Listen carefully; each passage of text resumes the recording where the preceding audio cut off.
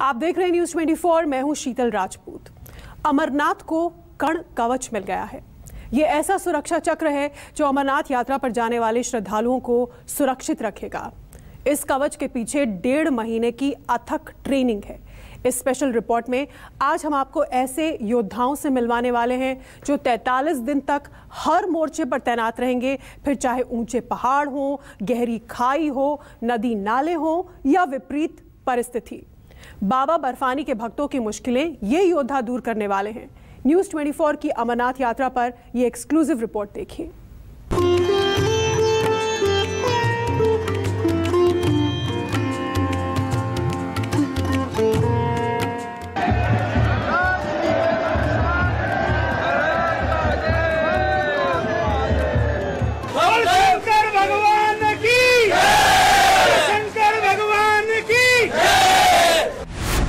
बम, बरसात और बीमारी, आस्था पड़ेगी सब पर भारी।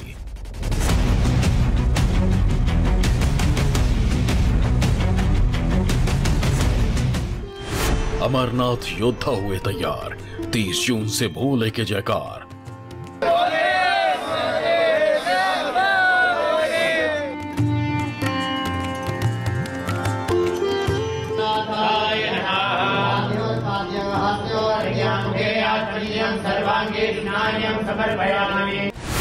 बाबा बर्फानी पर अपडेट, न्यूज़ 24 पर एक्सक्लूसिव रिपोर्ट।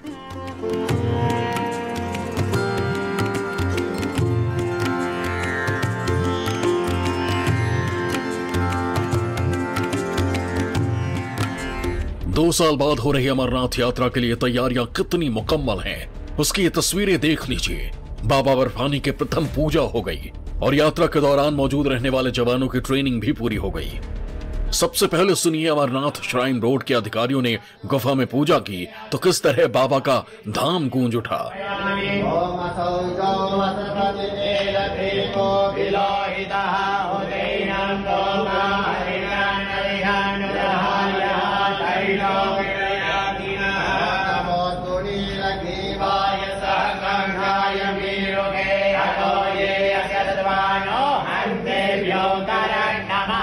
अब उन योद्धाओं से मिलिए जो पवित्र अमरनाथ की यात्रा के दौरान कदम कदम पर श्रद्धालुओं के लिए तैयार रहने वाले हैं।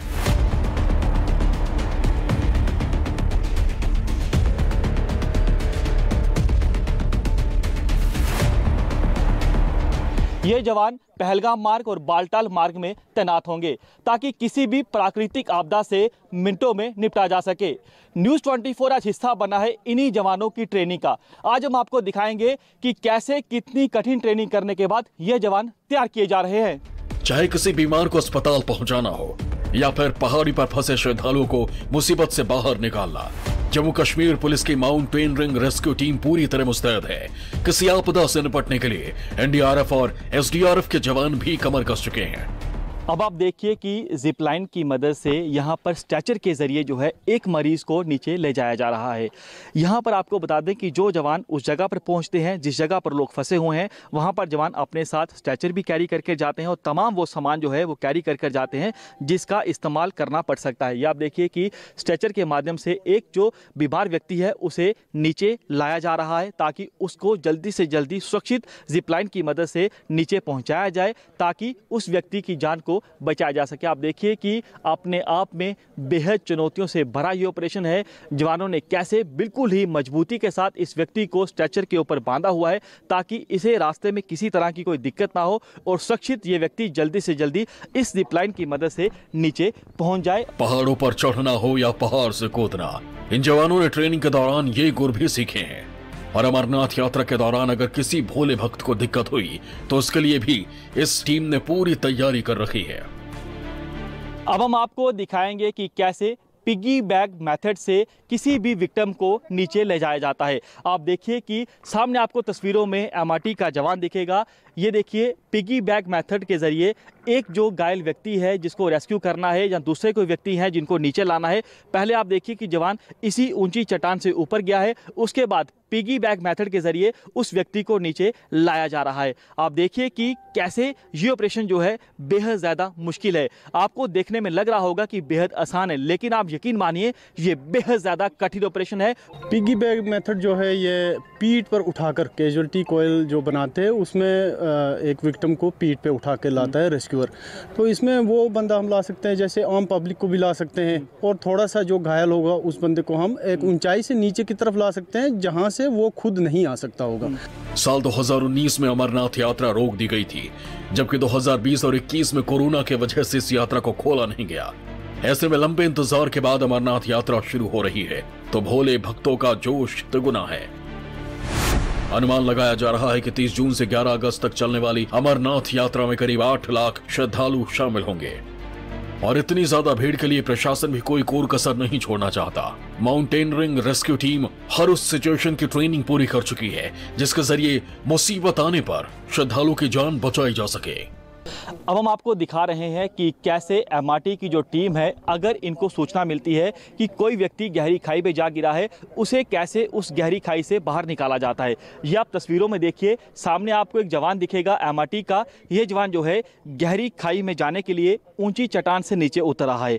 अपने आप में चुनौतियों से बड़ा ऑपरेशन है ये, क्योंकि यहाँ पर जो खतरा है वो कदम कदम पर होता है, लेकिन इस जवान को अपनी जान की परवाह नहीं है। इसे परवाह है उस व्यक्ति की जो गहरी खाई में जा गिरा है, उसे जल्दी से जल्दी रेस्क्यू करना है ताकि अस्पताल में उसे पहुंचाया जा सके। ये देखिए सामने ये जो व्यक्ति है, आपको यहाँ पर स्ट्रेचर के ऊपर लेटा हुआ दिखेगा।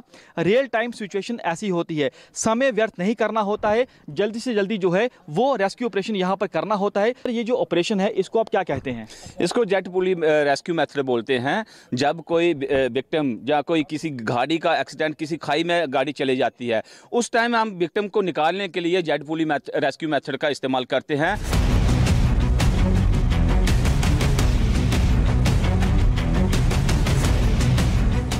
आपको बता दें कि अमरनाथ गुफा 12,756 फीट की ऊंचाई पर मौजूद है और इस गुफा तक पहुंचने के 2 अहम रास्ते हैं। वो कौन से आइए आज आपको समझाते हैं न्यूज़ 24 पर। पहला रूट जो है हम आपको मैप के माध्यम से समझाने की कोशिश करते हैं। पहला दूसरा रूट क्या है, तो पहला रूट जो है जो कि 46 किलोमीटर लंबा है, इसका पहला पड़ाव ये देखिए नीचे, ठीक ये पहलगाम पहला पड़ाव पड़ता है। यहां से ही यात्रा की शुरुआत होती है और फिर श्रद्धालु पहुंचते हैं दूसरे पॉइंट पर, यानी कि चंदनबाड़ी।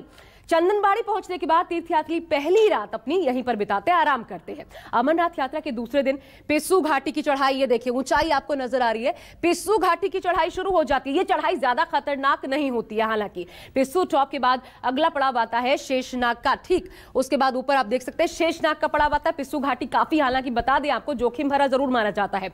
पिस्सू टॉप से श्रद्धालु जब आगे बढ़ते हैं तो रास्ते में उधर ऊपर बारबल आपको दिखाई पड़ रहा है, मैप में बारबल आता है और फिर इसके बाद अगली जगह पड़ती है महागुन स्टॉप। अहम पड़ाव यह भी है। महागुन स्टॉप तक पहुंचने के लिए खासी चढ़ाई, जैसा कि आप मैप में भी अनुमान लगा सकते हैं, खासी चढ़ाई चढ़नी पड़ती है। इसके बाद अमरनाथ यात्रा का अगला पड़ाव आता है पंचतरणी का। इसी मैप से समझिए, पंचतरणी अगला पड़ाव, और ये रास्ता लगभग ढलान वाला है। हालांकि ज्यादा ऊंचाई पर होने के कारण यहां पर सुरक्षा के इंतजाम पूरे किए जाते हैं ताकि श्रद्धालु किसी जोखिम में ना आए।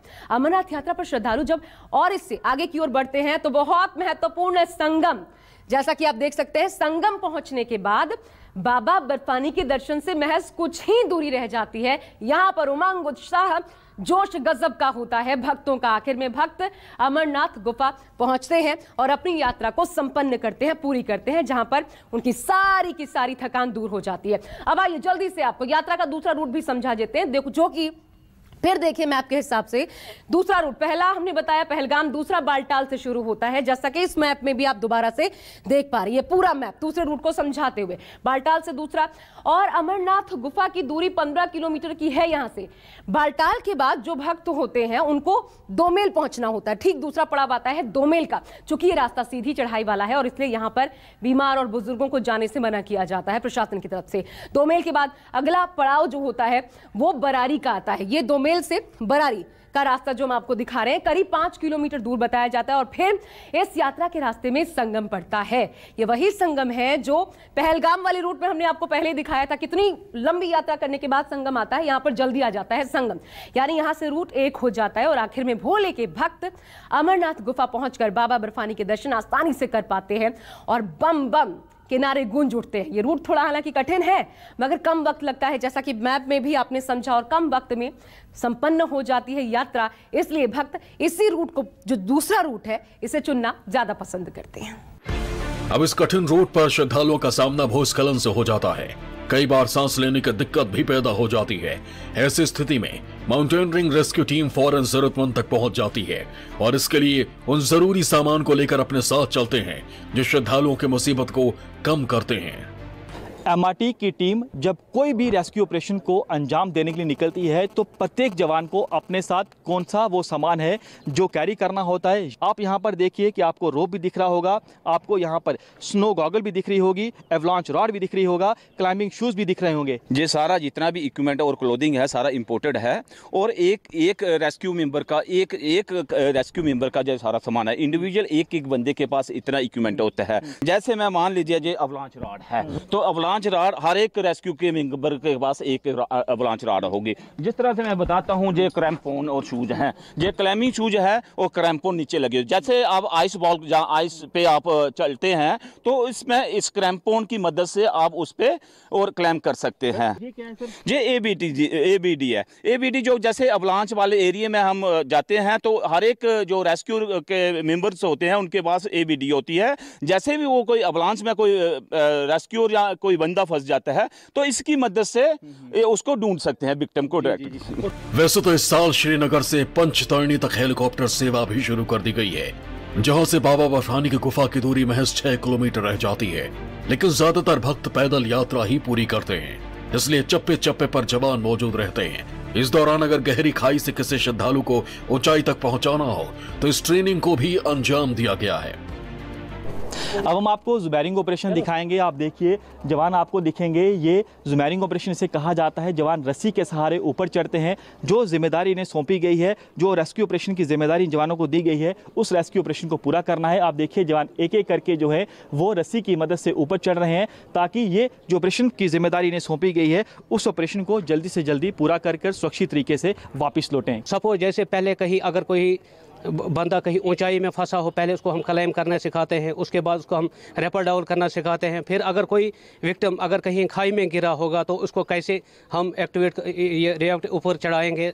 और सपोज जैसे ऊपर कोई विक्टिम, जैसे नदी बाढ़ आ जाती है, नदी नाले तूफान आ जाता है, रास्ते कट जाते हैं, तो हम कैसे उन जो फंसे हुए लोगों को आर पार कैसे करते हैं, या पूरी ट्रेनिंग इनको हम कराते हैं। जवान खुश हैं?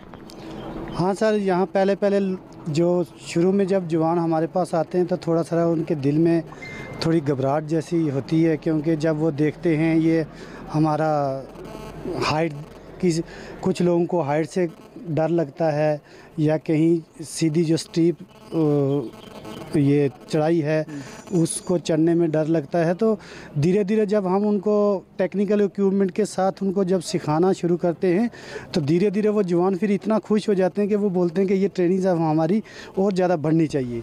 माउंटेनियरिंग रेस्क्यू टीम का दावा है कि प्राकृतिक आपदाओं से निपटने के लिए जम्मू कश्मीर के किसी भी कोने में राहत कार्य चला सकते हैं और 8 लाख श्रद्धालुओं की हिफाजत में कोई कमी न रहे, इसके लिए 1.5 महीने जी जान लगा दिया। जवानों में कितना ज्यादा उत्साह है, भारत माता का जयघोष आप साफ तौर पर सुन सकते हैं और इनके चेहरों पर खुशी भी साफ तौर पर देख सकते हैं। खुशी इस बात को लेकर है, चाहे वो NDRF के जवान हो, चाहे वो SDRF के जवान हो, खुशी इस बात को लेकर है कि जो कठिन ट्रेनिंग करने ये लोग आए थे वो ट्रेनिंग अब पूरी हो चुकी है। सबसे पहले बातचीत करेंगे NDRF के ऑफिसर जवानों से।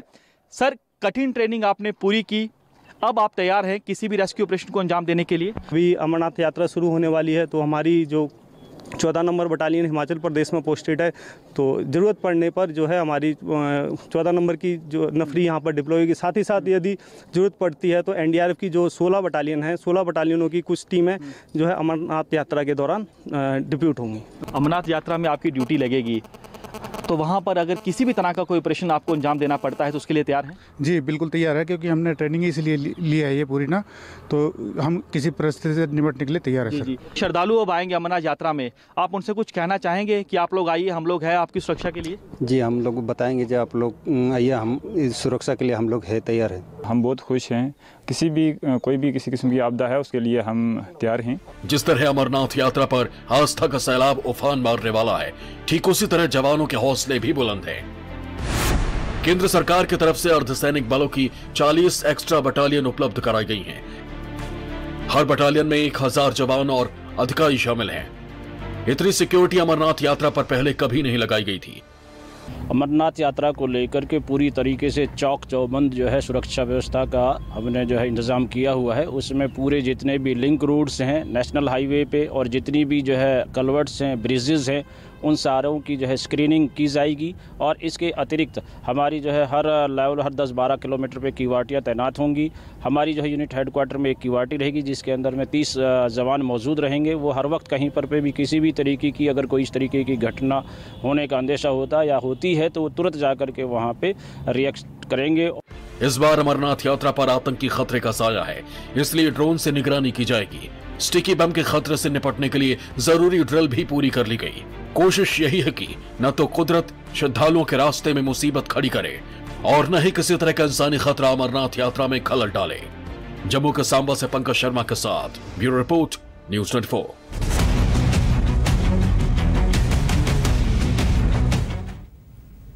तो अमरनाथ के कर्ण कवच पर आप देख रहे थे हमारी ये खास पेशकश। एक छोटा सा ब्रेक, देखते रहिए न्यूज़ 24।